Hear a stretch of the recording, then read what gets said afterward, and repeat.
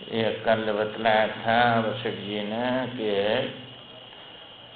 कस्तूरी आदि जहाँ भी होगी माँ उसमें से सुगंधी फैल जाती है, सर्वत्र फैल जाती है। उसी प्रकार जो दृष्टा जहाँ भी रहेगा उसके उदर में दृश्य जगत का प्रादुर्भाव हो जाता है। दृश्य को लेकर ही दृष्टा बोला जाता है। दृष्टा होगा तभी दृश्य दिखेगा।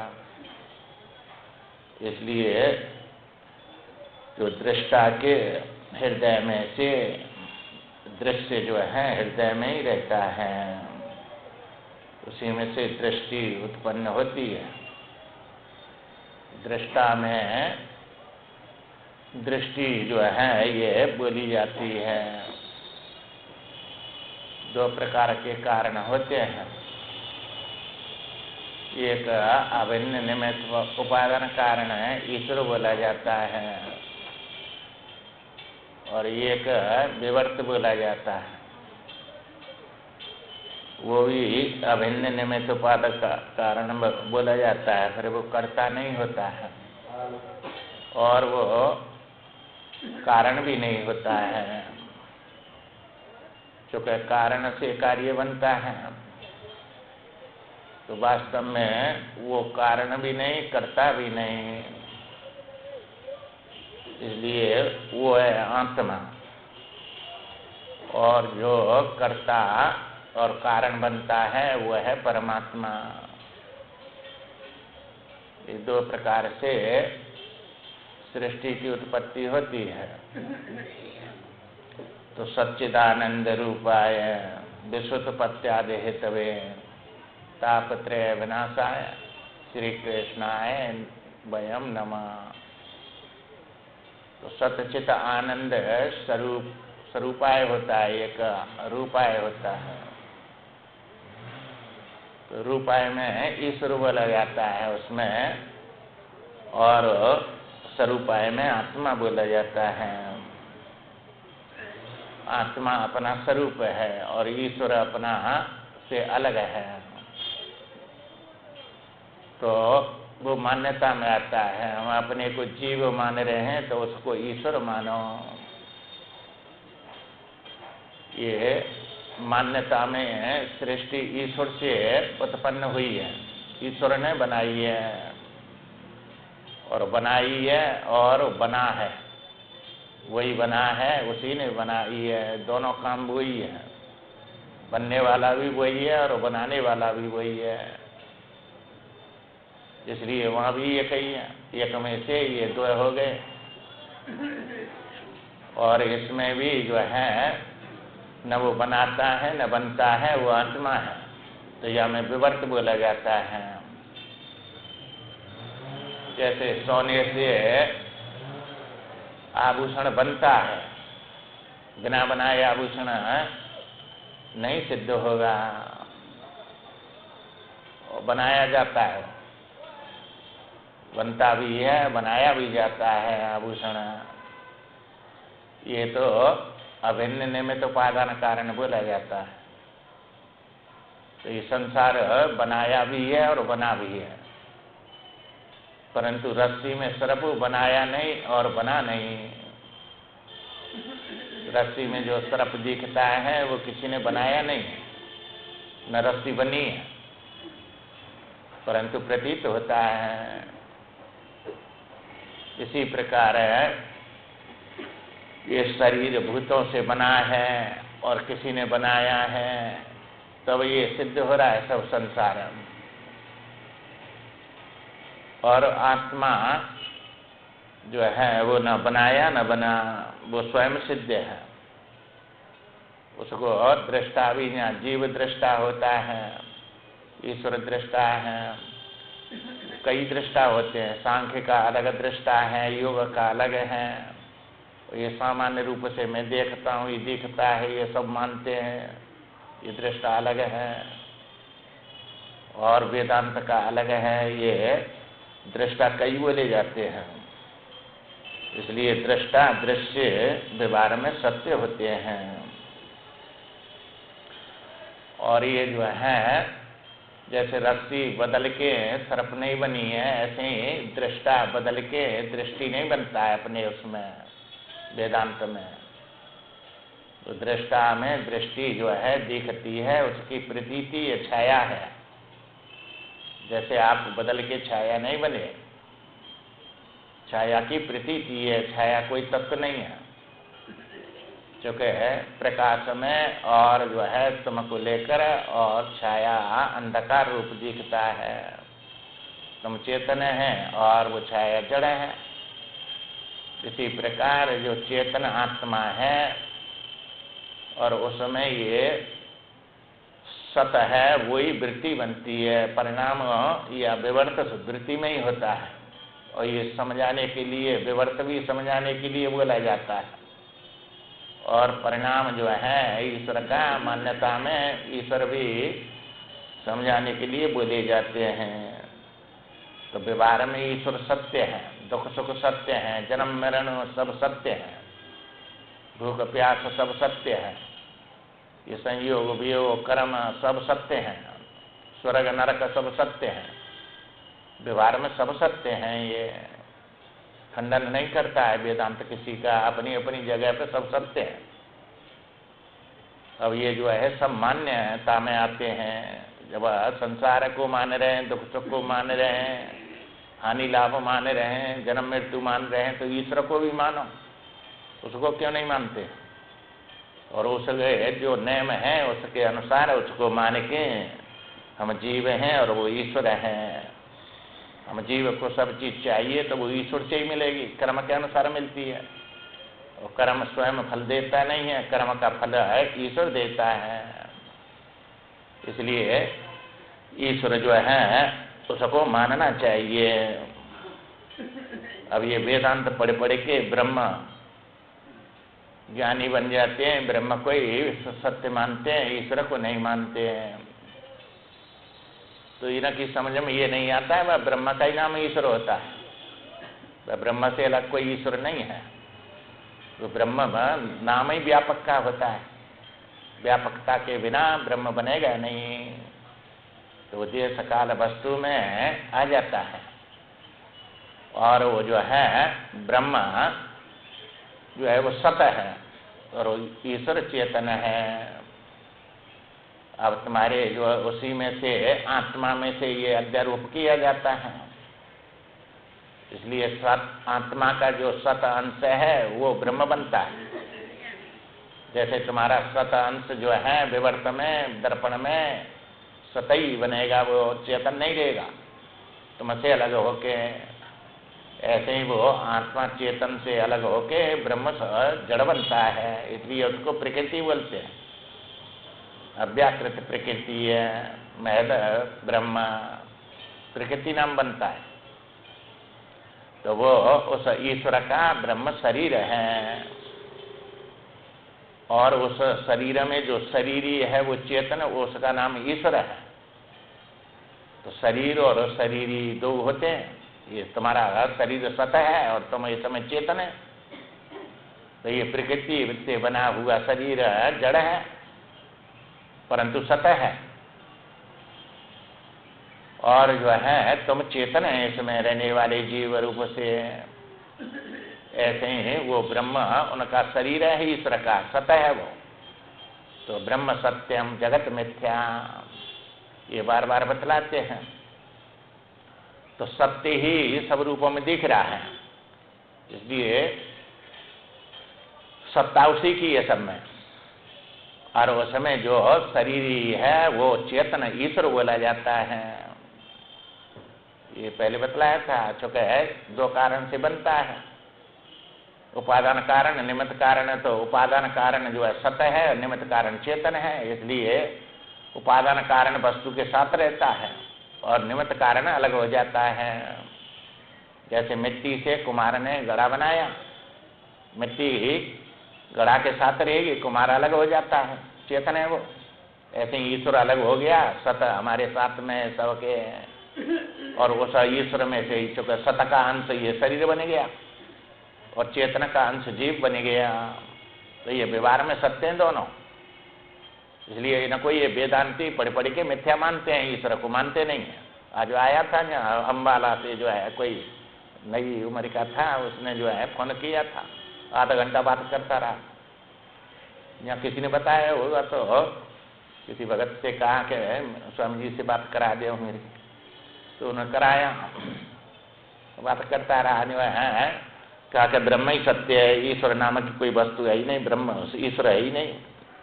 हमने कहा ईश्वर बड़ा सब चमत्कार दिखा रहा है, ये सब उसके थोड़ा उसकी तरफ चलेंगे तो जीव के अंदर बड़े बड़े चमत्कार दिखते हैं। तो बोला ईश्वर कोई है नहीं, चमत्कार कोई है तो नहीं, ब्रह्म ही है बस, सर्वम खलु इदम ब्रह्म।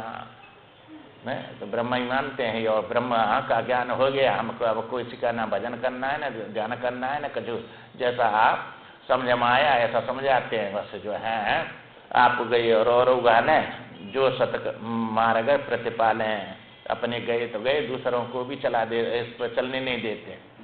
इसलिए जो है कर्म भी सत्य है, उपासना भी सत्य है, ज्ञान भी सत्य है, अपनी अपनी जगह सब सत्य है। ये जब तक माँ नहीं पहुँचेंगे, ये वरा बता रहे, खंडन थोड़ी कर रहे हैं ईश्वर का, सब अपनी जगह पे ईश्वर सत्य है, जीव सत्य है, ये सब देवता सत्य हैं, जगत में पशु पक्षी कीड़ा मकोड़ा सब सत्य हैं, ये सब कर्म से बने हैं सब।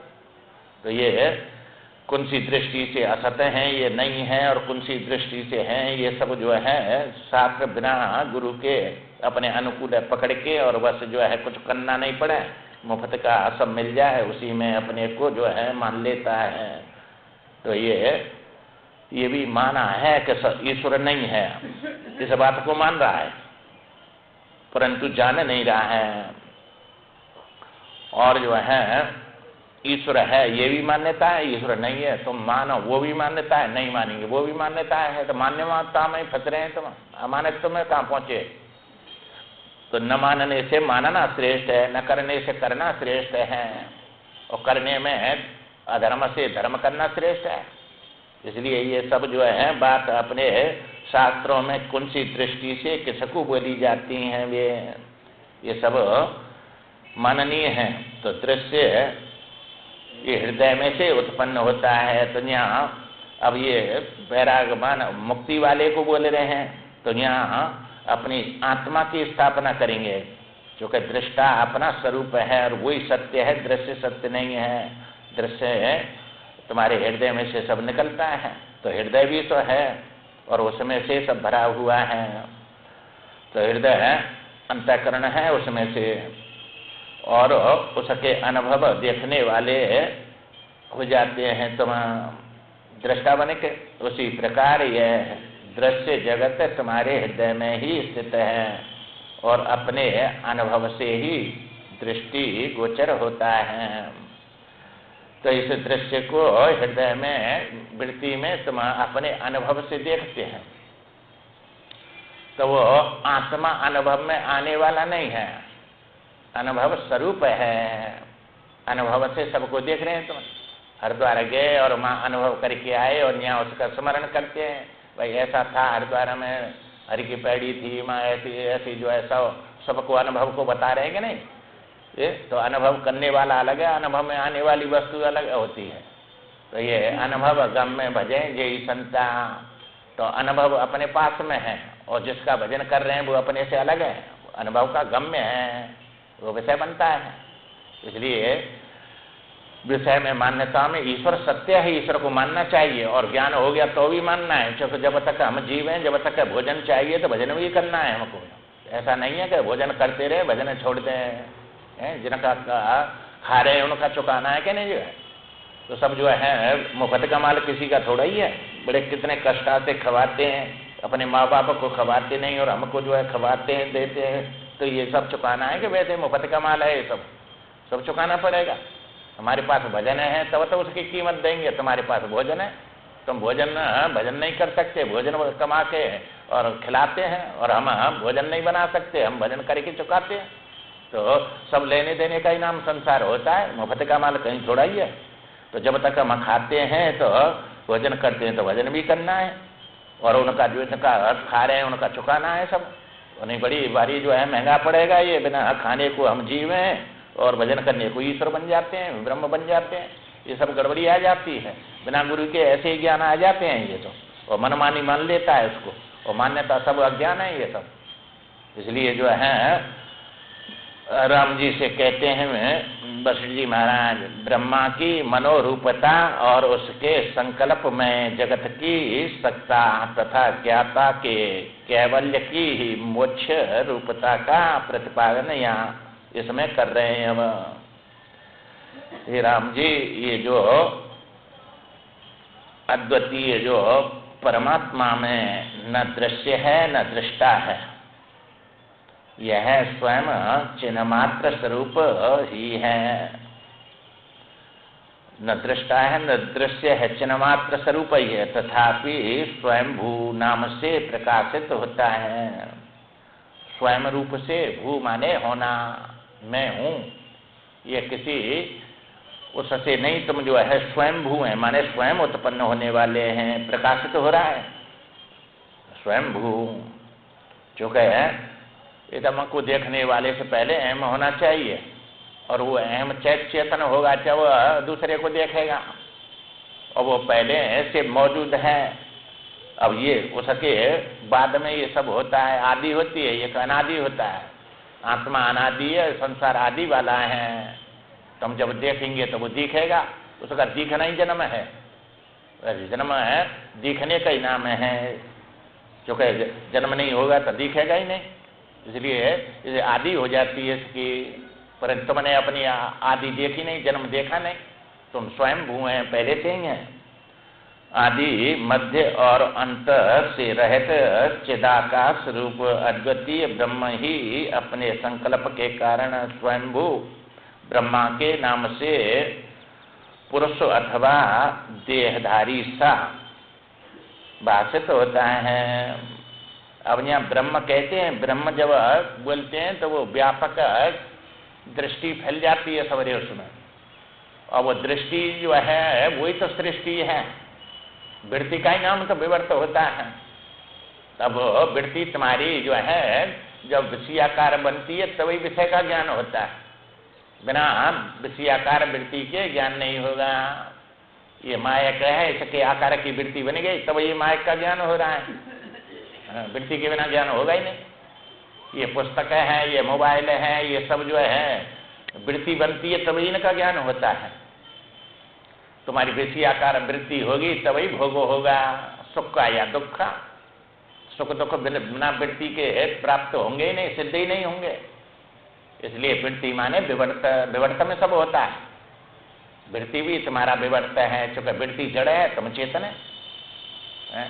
तो इसमें जो वृत्ति है यही तुम्हारे उस को जो है ब्रह्म कहते हैं। चूंकि व्यापक बन गया, आत्मा अपने को परिच्छिन्न देखते हैं कि यहाँ मैं हूँ, मैं व्यापक थोड़ा ही हूँ, मैं सर्वज्ञ नहीं, व्यापक नहीं, सर्वशक्तिमान नहीं। तो ये सब मानना पड़ता है कि नहीं? यहाँ ईश्वर सर्वशक्तिमान है, सर्वज्ञ है, तो सर्व सामर्थ्य है, उसमें सब ये लक्षण है। और जीव में कहाँ घटते हैं ये सब एक भी। इसलिए हम अपने में चेतन तो हैं, परंतु परिच्छिन्न जन्मने मरने वाले अपने को समझते हैं, क्योंकि सत हमसे अलग हो गया। इसलिए हम सत नहीं रहे, अपने को मरने वाला असत मानते हैं, और वो हमसे अलग होके जड़ बन गया। पूर्ण तो है पर जड़ है वो, इसलिए वो ब्रह्म व्यापक हो गया। व्यापक में देश काल वस्तु सब दिखती है।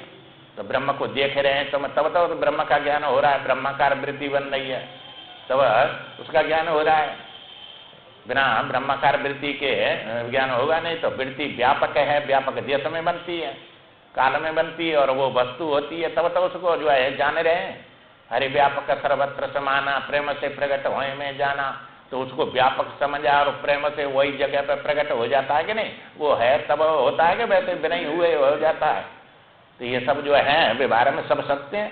ईश्वर है और वो कर्म का फल देता है, कर्म करने वाला जीव है, ईश्वर फल देने वाला ईश्वर है। तो ये सब मान्यता में सब सत्य है। इसलिए मानो या जानो, वैसे जानकारी है नहीं और मानते है नहीं, तो मानो न जानो उसको क्या कहेंगे फिर? जो जानता नहीं वो मानता है, वो मानता है, वो जो है जानता है वो मानता भी है, और जो जानता नहीं है वो मानता है। इसलिए जानो या मानो, जब जानकारी नहीं है तो मानो। वैसे ईश्वर को मानना है, क्योंकि जो जाना है उसमें दोष आ रहे हैं बहुत, और उन दोषों को निकलवाओ तब तो तुम्हारा ज्ञान माना जाएगा।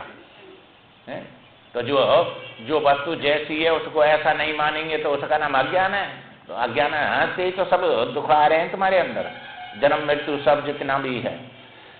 हे राम जी, जो है जिसका पूर्व जन्मों में उपार्जित कर्मों से युक्त पूर्व शरीर रहा है, उसी को इस जन्म में संसार स्थिति की कारणभूता स्मृति का होना संभव है। अब ये कह रहे हैं कि नहीं, पूर्व जन्म था और उसमें संस्कार पड़े थे, अब ये संस्कार इस जन्म में सब दिख रहे हैं, दुख सुख में सब में हानि लाभ, ये सब संस्कार ही बन के सब दिखता है कि बिना संस्कार के दिख जाएगा। तब ये सब कर्म करे, उनके संस्कार पड़े हैं और वे निकल के संस्कार सुख और दुख देते हैं। जो कर्म समाप्त हो जाता है उसका संस्कार पड़ जाता है और वह संस्कार फल देता है।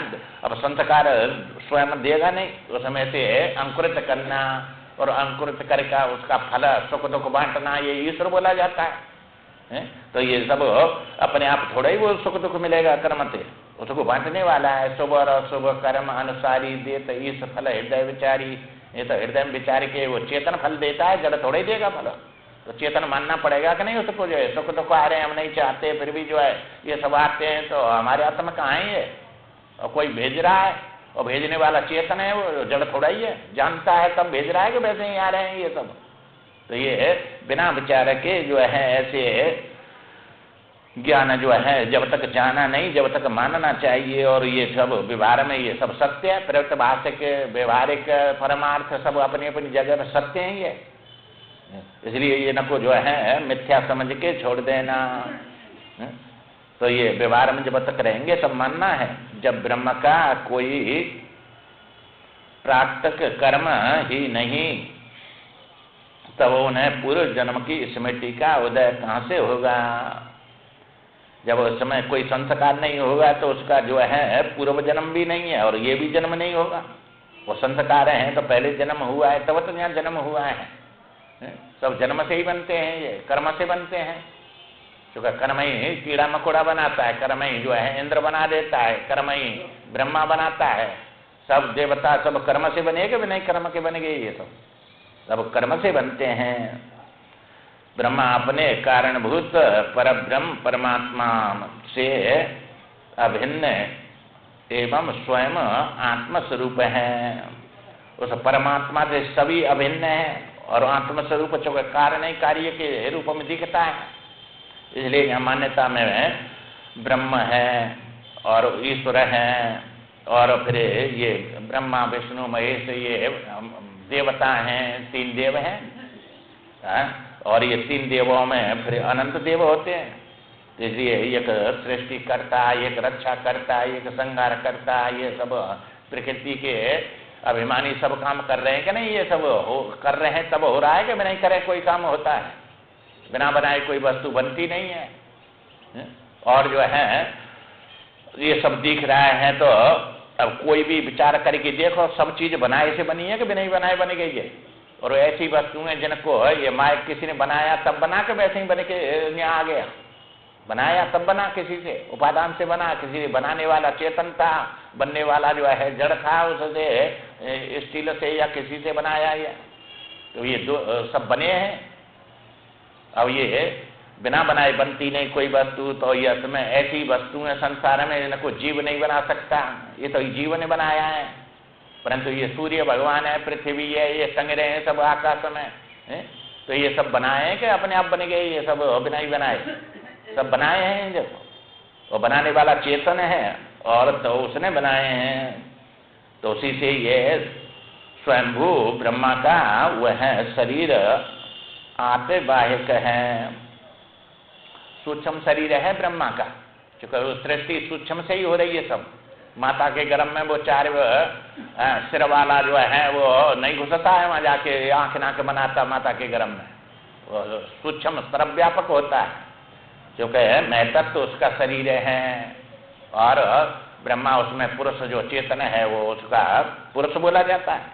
तो ये सबके साथ में, चेतन के साथ में गुण रहते हैं। ये गुण ही तो रजोगुण को लेके ब्रह्मा बोला जाता है, सत्वगुण को लेके विष्णु बोला जाता है, तमोगुण को लेके वही जो है शिव बोला जाता है। तमोगुण में संहार है और रजोगुण में सृष्टि उत्पत्ति है, क्रिया है, और सत्वगुण में ज्ञान से पालन है।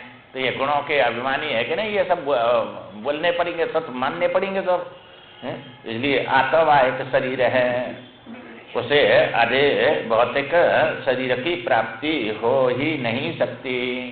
ये हमारा जो आत्म भौतिक शरीर है, यहाँ 5 भूतों से बना है। ऐसा ब्रह्मा का शरीर जो है 5 भूतों से बना हुआ नहीं है, क्योंकि वो सूक्ष्म शरीर है।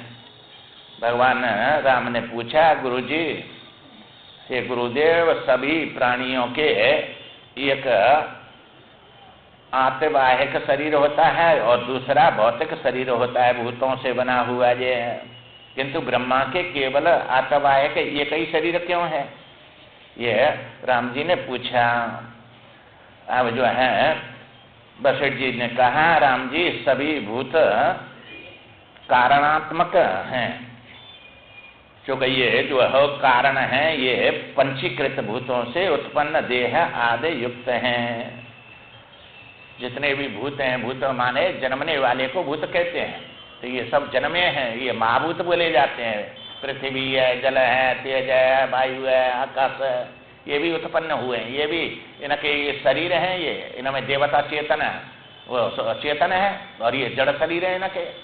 ये पंच महाभूत बोले जाते हैं, और इनसे ये टुकड़ा बना है। सब में 5 भूत हैं, उसके 5 भूत के बिना तो कोई एक कण भी सिद्ध नहीं होगा। सब में 5 भूत है, पंचीकृत है ये। इसलिए जो है ये सब भौतिक हैं, भौतिक बोले जाते हैं। इसलिए उनके 2-2 शरीर होते हैं, चूंकि कर्म से ये जो है जीव उत्पन्न होता है, कर्म करता है, उनके भोग भोगता है। परंतु अजन्मा जो ब्रह्मा है, उनके लिए ऐसा कोई कारण नहीं है। इसलिए उनके एक ही आत्मवाहिक शरीर होता है। एकमात्र अजन्मा ब्रह्मा ही सभी जाति के प्राणियों के परम कल्याण हैं। सब जाति के जो प्राणियां हैं, उनको सबके कल्याण स्वरूप ब्रह्मा है, उनका दूसरा कोई कारण नहीं है। इसलिए भी उनके एक ही शरीर है, संकल्प रूप ही उनका शरीर है। अब तुम्हारा जो देखते हैं स्वप्न, तो ये शरीर गया कि वो संकल्प से उत्पन्न हुआ, वो सूक्ष्म शरीर है, वो 5 भूतों से नहीं बना है। स्वप्न का तुम्हारा शरीर जो सब क्रिया कर रहा है, गंगा स्नान कर रहा है, वो ये शरीर थोड़े गया, ये तो तुम्हारे रूम में यहाँ सो रहा है, और वहाँ स्वप्न में देख रहे हैं गंगा में स्नान करते हुए। तो वो शरीर जो है आत्मवाहिक है, तुम्हारी कल्पना का शरीर है, वो सूक्ष्म शरीर है। वो जो है ये शरीर स्थूल नहीं है, भौतिक। तुम्हारी जितनी भी वस्तु है वो 5 भूतों से बनी हुई नहीं है, तुम्हारे संस्कार से, कल्पना से बनी है वो सब। तो कल्पना से मनोराज है, वो मन ने बनाया, मन ही सब कुछ बनाया। तो मन ही सब कुछ बनता है और बनाता है। तो बन भी गया और बनाया उसने, सब संकल्प निकल के।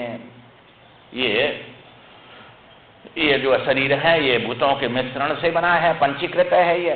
तो इसमें सुख दुख भोगने के लिए ये जीवों को मिलता है। ईश्वरों के सबके, ब्रह्मा विष्णु महेश, इनके सूक्ष्म शरीर हैं सबके, इसलिए उनके कारण शरीर और जो है सूक्ष्म शरीर तो सब में ही होता है, कारण के बिना तो कोई बनेगा ही नहीं।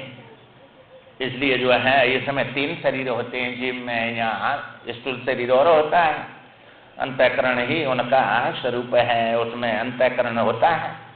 चूँकि शुभ और अशुभ कर्म अनुसारी देत ईश फल हृदय विचारी। हृदय अंतःकरण बन गया तब तो विचार के देगा उसमें। तो हृदय ऐसा हमारा जैसा हृदय नहीं है, उसका माया हृदय है, माया का नाम है उसका। चूँकि शुद्ध सत्वगुण को माया कहते हैं, और उसी में से ये टुकड़ा बुद्धि बनती है, ये भी सत्वगुण का अंश है। इसलिए ये बुद्धि परिच्छिन्न है हमारे शरीर में, जहाँ तक हमारा शरीर है वहीं तक बुद्धि रहती है। और माया व्यापक है, तो उसमें सबका ज्ञान रहता है। जैसे हमें अपनी बुद्धि से पूरे शरीर का ज्ञान है, कहाँ मच्छर काट रहा है, कहाँ ना हमको जो है तकलीफ हो रही है, चोटी और एड़ी तक सब ज्ञान रहता है कि नहीं है? पूरे शरीर में। ऐसे ही जो माया जहाँ तक है वहाँ तक उसको सब ज्ञान रहता है, इसलिए सर्वज्ञ है वो, सर्वज्ञ माया है। तो उसका जो माया में रहने वाला जो चेतन है वो भी सर्वज्ञ होता है।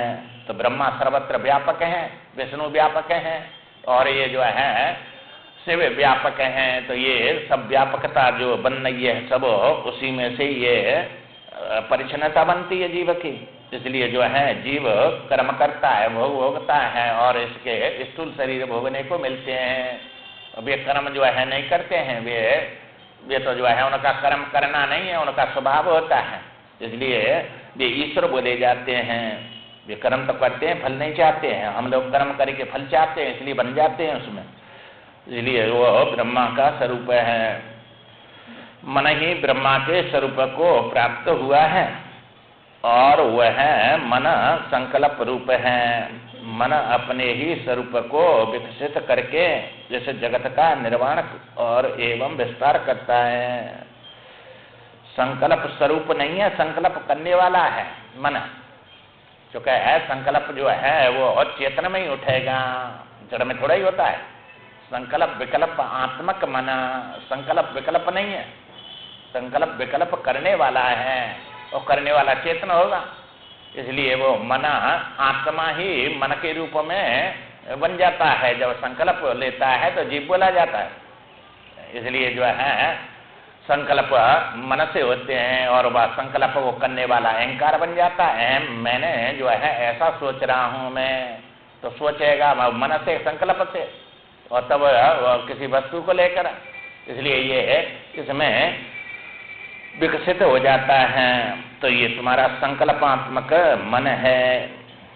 जैसे मन कोई तत्व नहीं है, वो चेतन के स्पंदन को मन कहते हैं, और वो चेतन का स्पंदन है, वही संकल्प बनता है तो करता है, तो जीव बोला जाता है फिर। इसलिए जीव बन जाता है, आत्मा नहीं रहता है, प्रमाता हो जाता है, उपाधि ले लिया, इसलिए उपाधि लेके जीव बन जाता है, और माया उपाधि लेके ईश्वर बन जाता है।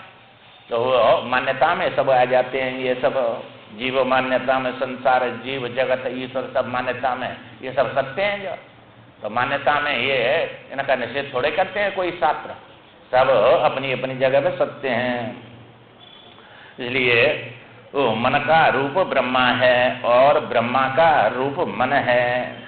तो तुम ब्रह्मा से एक हो जाते हैं ना, सृष्टि रचते हैं, उसमें जो है चेत तेजस बोलते हैं स्वप्न में। जैसे तुम जो है सृष्टि स्वप्न में तुम नहीं बनाई है, वो कहू ईश्वर ने थोड़ी बनाई है, आगे ब्रह्मा ने। तो तुम्हारा ही मन बना रहा है, तो मन को ही ब्रह्मा कहते हैं, ब्रह्मा को ही मन कहते हैं, यहाँ ये समझा रहे हैं। इसलिए जो है मन इस समय पृथ्वी आदि का प्रवेश नहीं है, क्योंकि मन सूक्ष्म से बना है। इसलिए पृथ्वी आदि ये पंचभूत ये स्थूल नहीं है इसमें, ये तो पंचीकृत करके स्थूल बनते हैं मिलके।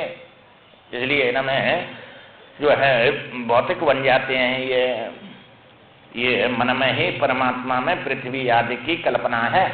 ये मन में ही जो है सब संसार की कल्पना है, ये स्थूल रूप में देखता है। जैसे कमल के अंदर कमलिनी भावी कमल नाल विद्यमान रहते हैं। जो कमल का जो गट्ठा है उसमें जो है कमलिनी है, और उसमें जो है नाल भी है, सब चीज है। जैसे बरगद के पेड़ में बीज में जो छोटा सा बीज है, और वहां विशाल बरगद भरा हुआ है, उसमें नहीं हो तो कहाँ से निकलेगा वो, परंतु वह बीज में भर रहा है वो, और तभी तो निकलेगा उसमें से, और तभी विस्तार को प्राप्त होगा। तो हमें बरगद का संस्कार है बीज में, और वही जब मिट्टी में बो दिया तो वही जो है बरगद का पेड़ बन जाता है। इसी प्रकार जो है दृष्टा, इनका कभी किसी ने विवेक नहीं किया, दृश्य का और दृष्टा का, मन का, और ये इसका जो है मन दृश्य वर्ग, और इन दोनों का जो है विवेक नहीं किया है। मन के भीतर संपूर्ण दृश्य वर्ग स्थित है, और मन दृश्य वर्ग में स्थित है। ये तो एक के बिना दूसरा बनेगा ही नहीं। मन से दृश्य बना है, दृश्य से मन बनेगा, क्योंकि संस्कार से जब आएंगे अंदर तभी तो वो कारण है, वो कार्य है। तो जब जब मन नहीं हो तो दृश्य नहीं दिखेगा, दृश्य नहीं हो तो मन नहीं बनेगा। तो ये एक दूसरे के बन जाते हैं। बीज बिना पेड़ नहीं और पेड़ के बिना बीज नहीं बनेगा। तो ये दोनों एक दूसरे के बन जाते हैं। दोनों का एक, जिनका कभी किसी ने विवेक नहीं किया है। इसलिए जब तक दृष्टा और दृश्य का विवेक न किया जाए तब तक अज्ञान का उच्छेद नहीं होता। ये अज्ञान नहीं जाएगा। इसलिए जो है उच्छेद न होने से मन में दृश्य वर्ग की प्रतीति होती रहेगी। तो ये मन में जो है जब तक इनका विवेक नहीं करेंगे दृष्टा दृश्य का, तब तक ये जाएगा नहीं। कल बताएगा नहीं, दृष्टा दृश्य विवेक करो, उसके बीच में जो तीसरा होगा तब ये दृश्य बनेगा नहीं, बनता ही नहीं है। इसलिए जो है तीसरा सिद्ध नहीं होता है। अब बिना विवेक के, बिना विचार के इसको सत्य मानते हैं सबको। इसलिए जो है जब तक ये जैव संसार जाएगा नहीं, विवेक होगा नहीं। और विवेक गुरु के बिना ज्ञान नहीं होगा, गुरु से ही ज्ञान होगा। गुरु के पास जाता नहीं, अपने आप पढ़ के और ज्ञानी बन जाता है। इसलिए यदि दृश्य रूप दुख सत हो तो उसकी कभी शांति नहीं हो सकती, और दृश्य की शांति न होने पर ज्ञाता में केवल मोक्ष की सिद्धि नहीं हो सकती। अब ये जो है जब सत्य होता है ये संसार का सब दुख सुख, तो कभी मोक्ष नहीं होती। और जब मोक्ष नहीं होती तो दृष्टा की जो है कभी कैवल्य मुक्ति होगी नहीं। और ये सब दिख रहे हैं प्रत्यक्ष में, सब इनकी शांति हो नहीं सकती। तो विचार में ये असत्य है और अविचार में सत्य है सब। इसलिए जब तक ज्ञान नहीं हुआ तब तक सब सत्य हैं। तुम जगे नहीं जब तक स्वप्न सत्य है कि मिथ्या है। वहां जग के मिथ्या कहते हैं कि पहले कहते हैं उसको। इसी प्रकार ज्ञान जब तक नहीं जगेंगे तब तक ये सब सत्य है। और जगेंगे, विवेक होगा तो सिद्धि नहीं होते हैं। इसलिए जो है विवेक जब तक नहीं होगा तब तक ये मोक्ष प्राप्त नहीं होगी, अज्ञान जाएगा नहीं। अज्ञान का विषय और अज्ञान का आश्रय कौन है? ये जब तक एक नहीं होंगे दोनों, जब तक अज्ञान जाने वाला नहीं है। ये तो अज्ञान किसके आश्रय रहता है और किसको विषय करता है? ये आत्मा के आश्रय रहता है, ब्रह्म को विषय करता है। जहाँ ब्रह्म नहीं है वहां ब्रह्म दिखाता है। इसलिए जो है ये अज्ञान है। सर्वव्यापक देख रहे हैं ब्रह्म में, देखने वाला वो दिखने वाला। तो ये दिखने वाला जो है सब जड़ ही होते हैं, चेतन थोड़ा ही है वो। और वो आत्मा तो चेतन होता है, जड़ थोड़ा ही होता है। परमात्मा चेतन होता है, तो उस जगह पे थोड़ा ही है। जहाँ दिख रहा है वो सब जड़ होता है और जो देखता है वो चेतन होता है। इसलिए दृश्य का अभाव हो जाने पर ज्ञाता में ज्ञातृत्व भाव स्थित होने पर भी हो तो भी वह शांत या निवृत्त हो जाता है। अब ज्ञान हो गया तो ये सब बाधित रूप से दिखता है। ऐसा नहीं है कि ज्ञानी को ये सब दिखे नहीं। आकाश में नीलिमा ज्ञानी को भी दिख रही है और अज्ञानी को भी दिख रही है। तो ज्ञानी को वो बाधित है, अज्ञानी को सत्य है, इतना ही तो फर्क है। क्योंकि ज्ञान जो है विवेक किसी वस्तु का वो जो है निषेध नहीं करता है, माने वो नहीं होता है, भान का विरोधी नहीं है। ज्ञान भ्रांति का विरोधी होता है। अब तुमने जान लिया विवेक से आकाश में एक कण भी नहीं है नीलिमा का, और तो भी दिख रही है। तो वो मिथ्या रूप से देखता है और वो सत्य देखता है, इतना ही फर्क है बस। अज्ञानी ये संसार को सत्य देखता है, ज्ञानी इसको जो है बाधित देखता है सबको। क्योंकि ये ज्ञान में बाध हो जा रहे नहीं तो फिर जो है ज्ञान कौन कराएगा? ज्ञान तो जिन्होंने जाना है ज्ञानी कराएगा इसका ज्ञान, अज्ञानी थोड़े कराएगा। और अज्ञानी होगा, ज्ञानी होगा और अज्ञानी होगा तभी तो ज्ञान, और वो ज्ञान चाहता है और वो ज्ञान देगा और वो ज्ञान लेगा। उसको मुक्ति चाहिए। इसलिए जो है गुरु के बिना ज्ञान होगा नहीं। तो ये गुरु और जो है शिष्य सब व्यवहार में ये सब सत्य हैं, तब तक जो है ये रहेंगे तभी तो ज्ञान कराएंगे। ज्ञान होने पर नहीं रहे तो कोई ज्ञानी होगा ही नहीं। तो ज्ञान गुरु के बिना जो है अज्ञान निवृत्त होगा नहीं। इसलिए ज्ञाता का कैवल्य ही उसका मोक्ष कहा जाता है।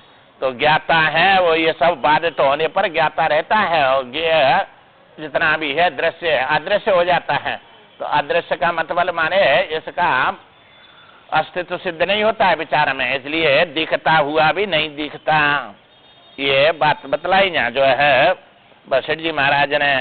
तो इसमें विचार चल रहा है जो विचार के द्वारा, और इसको जो है जब गुरु से पूछते हैं तो तब वो सत्य ज्ञान है वही ज्ञान माना जाता है। असत्य ज्ञान कोई तो अज्ञान कहते हैं, चूंकि वस्तु है कुछ और दिखती है कुछ, उसका नाम अज्ञान है। और जो वस्तु जैसी है उसको उसी रूप में जान लेना ज्ञान है। तो ये अब ये गुरु के द्वारा ही जो वस्तु है उसको जाना जाएगा। इसलिए ये जो जितना भी दिख रहा है ये मन के संकल्प से दिख रहा है। ये पहले पूछा कि नहीं सुखदेव जी ने, अपने विवेक से भी ये जान लिया कि ये मन का बनाया हुआ संसार सब मिथ्या है, मन के कल्पित है।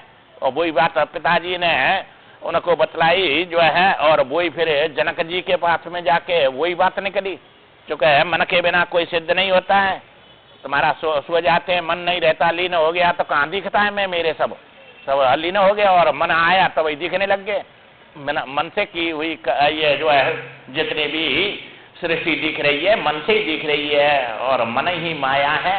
मन ही तो ये जो है सब कुछ बना हुआ है, इसी का नाम माया है। तो माया से जो वस्तु बनती है वो सब मिथ्या होती है।